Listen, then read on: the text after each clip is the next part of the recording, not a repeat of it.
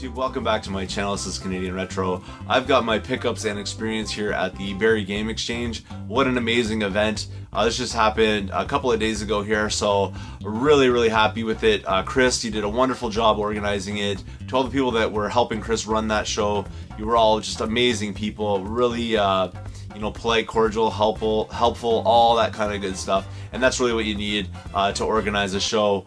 And this one went off, I think, without a hitch. At least if there was some hitches, I never saw any of the problems surface as far as like being a person that was there. So usually at these shows, recently I've been a vendor, but at this particular one I decided just go and hunt around and things like that. And a little bit of a different experience for me just because I'm used to being behind the table lately, but absolutely a ton of fun. So I'm going to show you something here first though that I got from a vendor there and also a vendor at many other shows, and I've spoken to him on numerous occasions. Really great guy. His name's Justin, and he's going to be hosting the Durham Video Game Convention.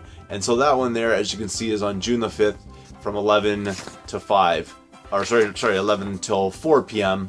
And all the contact information is right here, but I will hopefully be able to get you a little more details about that kind of idea in an upcoming video. But I just wanted to shout that out really quickly because that is going to be something new that's going to be happening in the Oshawa region, which is on the other side of Toronto where I'm at, but still well within my distance kind of thing to attend. Unfortunately, I will not be able to attend this event just because I do have a prior engagement on that day, which really kind of bums me out because I would have loved to go to the first one of these and to check it out and to see all the great work that Justin did to put that all together. So that's something I will be shouting out though in the future because I think that's definitely going to be a great show. Moving on though, I really want to get into my pickups sort of portion of things here. We were in the VIP line. There was a whole bunch of us there. Like I said, I'm not going to start name dropping, but there were a lot of fellow YouTubers kind of thing, great personalities there. And when we went into the swap, we were sort of in the VIP section, not because we're special or anything, it's just because we all bought the VIP tickets. And when the doors opened at 11:30, we went right in and people started picking up deals and whatnot. And I wasn't going too nuts trying to find a lot of games. You can see I already got a ton here. I was really there for like camaraderie, but I did want to go scope out a few things on my way in. I wanted to see what the vendors at the back. So I sort of made a beeline straight for the back of the room instead of everybody sort of congregating at the front where people usually go when they walk into the place. They sort of walk up to the first table. I sort of walked up to the last tables kind of thing. And when I did that, I found a copy of this game right here, and I bundled it with another one, but it's D&D Warriors of the Eternal Sun, and this is absolutely one of my must-plays on the Sega Genesis. You must play this game. It's a really awesome, fun times, has different aspects to it. When you're in the open world map, it's sort of like tactical, you pick your moves kind of thing, attacking your enemies, and then when you get into a dungeon, it's actually a first-person view, and you're wandering around the dungeon trying to find all the treasures on the way out and whatever it is that you need to find in order to progress the story kind of thing. And I really enjoyed this game back in the day, and I do have it in my collection already. The one I had I thought was a little bit beat up, but it wasn't, so this one here is now an extra copy because I sort of mistakenly thought that the label on mine was really messed up. I checked it out, and this just happens to be a second copy. Not a really big deal. I got this for a really good price considering what other people are looking for that one. So pretty cool right there. So the item that I bundled with the D&D game Warriors of Eternal Sun is this one here, and it's called Zardion. And this company that made it here, which is Asmix, I'm not really sure how to say that necessarily. It's hard for me to say either the name of this game or the company that made it, but I think they only made a couple of titles on the Super Nintendo. Absolutely an interesting game. I saw this, and there's sort of a little bit of story behind why I picked this up. I mean, this was my first find of the day. I walked in and basically beelined it to a table and saw this game sitting there, and I was just like, I'm gonna pick this one up. When I went to the table, I saw this game, I was just like, wow, I can't believe I saw this, because the reason why is this game I saw in a lot earlier on. It's like a Facebook group kind of thing. Someone was selling a bunch of Super Nintendo games, I thought for a fairly ridiculous price. What they were asking for, considering the titles that were in there, they're all just like $3 sports titles kind of thing.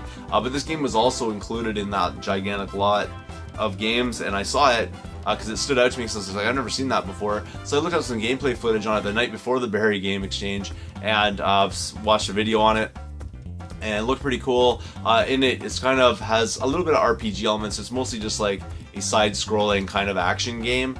In it you can change different forms, so you can be like a mech, or then there's like another animal, you can be like, I don't know what it is, like a wolf or something like that, and it's also like robotic kind of stuff, and each different animal or each different form you can take has like a special ability that you can use to get through the different levels, and I'm sure some of them require you to use certain abilities to do things, and also at the same time you're leveling up, so you need to defeat lots of enemies. The one complaint the person who I watched the video had is you have to do a little bit of grinding, because you have to collect a lot of experience to get to the right level in order to unlock the boss, in order to defeat them. So there's a lot of sort of back and forth, I think, grinding in this game, but still looked pretty interesting to me, and when I walked in it was like the first thing I spotted kind of thing. I knew I had to pick it up just because it's sort of like fate kind of idea behind that. I had to get that. So that was that one right there. The next vendor that I ran into, or rather bought something from, was another YouTuber that goes by the name of Norsetalgia, and Norsetalgia had his table, and I've met him at different shows, and he usually has tables at shows, I'm fairly certain of it, but he had this sitting there, and I thought it was pretty interesting, and that is a 401 Famicom cart. And so this is like a multi-cart kind of thing. A cool thing about this one, it has like titles like Power Blade 2 on it, a couple other really neat ones. So you know, I'm not going to really talk about price or anything like that on these, but he gave me a decent deal on that. That's what he was asking for, and I thought it was more than reasonable.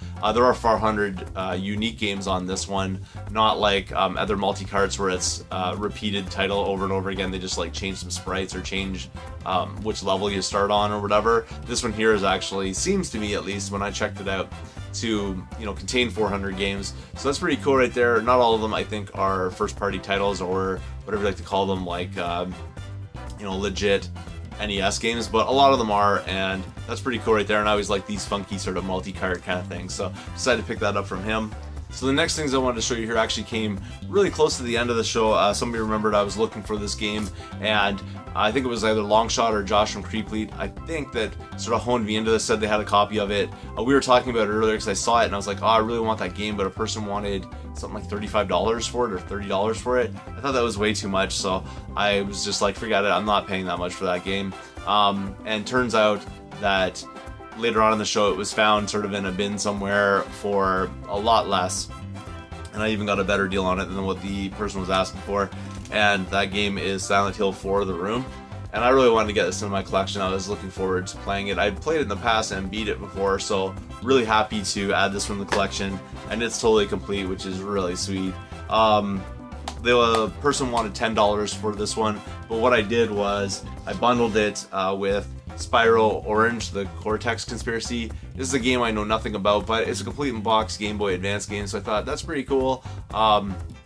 Definitely something that I'd be willing to add to my collection kind of thing. Not a huge box collector, but for the price I thought it was pretty decent, because I put the two together and offered the guy 15 and got this one. Now, if you know anything, I don't know anything about this one. I was just really trying to find something at the table to bundle with it.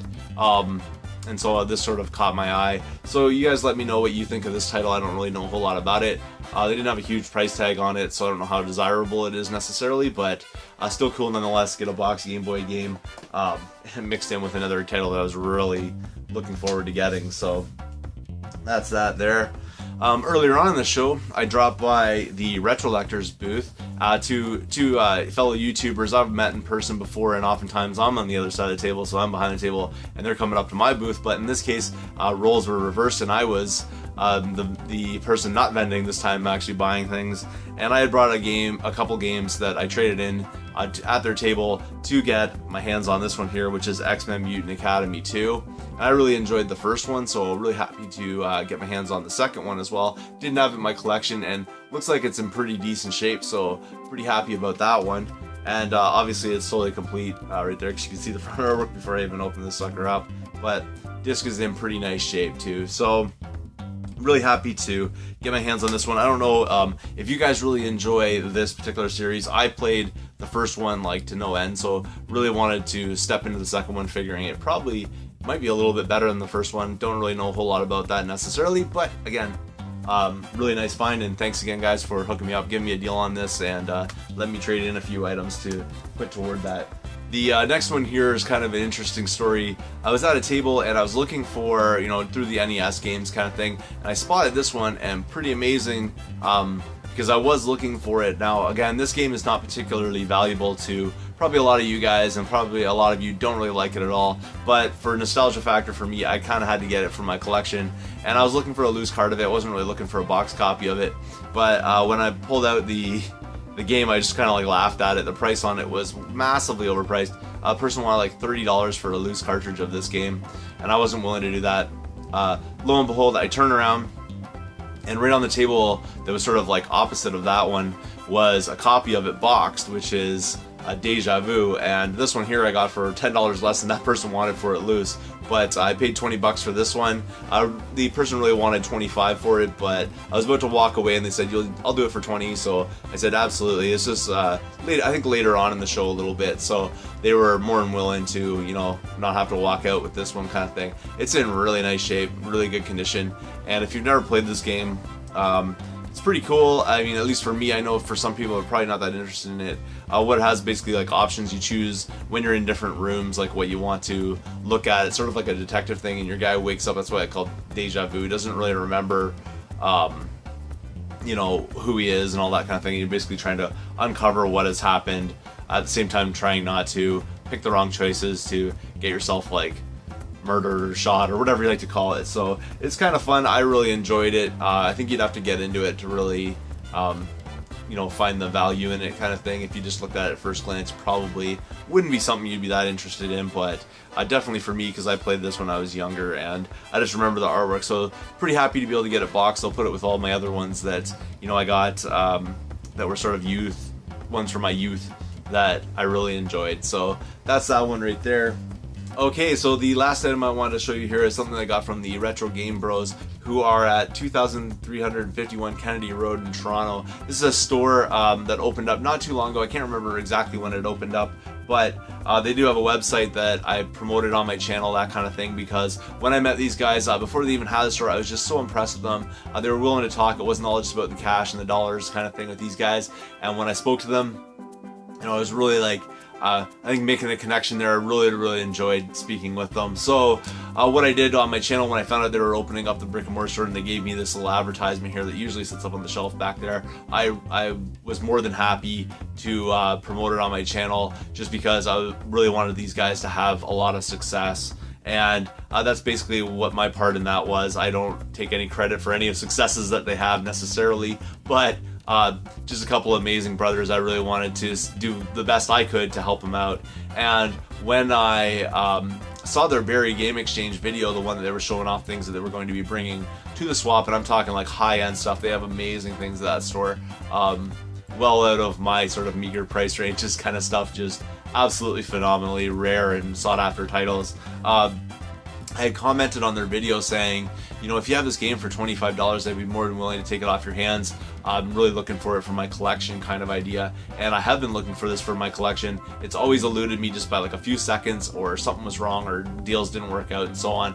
And I'm so happy to finally add this one into my collection, and that is Kirby's Adventure. And when I put that comment that I'd spend $25 on it, they offered it to me for free, which is such an amazing like thing for me, for, you know, a store specifically. But I mean, these guys, it talks about like how great these guys are, but they are running a store, and to give away their inventory for free is kind of an interesting thing to do. But I guess what had happened was, in those previous videos that I had made, I had pumped up their store, given off the address, showed off the advertisement, stuff like that, spoke really highly of them, and they said that a couple of people had come down and actually mentioned me by name, saying they had seen my video, and that's why they kind of came down to the store, because I had spoken about it and they hadn't heard of the store before. So I guess in appreciation for that, they decided to give me Kirby's Adventure for free, and I was so happy to hear that, you know, some of the things I do on this little channel here actually has that kind of effect on people, and you know, brings them business, because that's all my intentions were, was to bring them business. I never really expected to get anything out of that, and I'm really appreciative. Thank you guys so much for hooking me up with this, because it's something I was after. I was just like itching to get this game in my collection, and now I finally have a copy of it. I've been talking about it, actually. If you check my last few videos, I've been talking about this game. Like, I really want to get my hands on this game so badly, and I finally managed to get a copy of it, and to get it as a gift is just even more befuddling to me.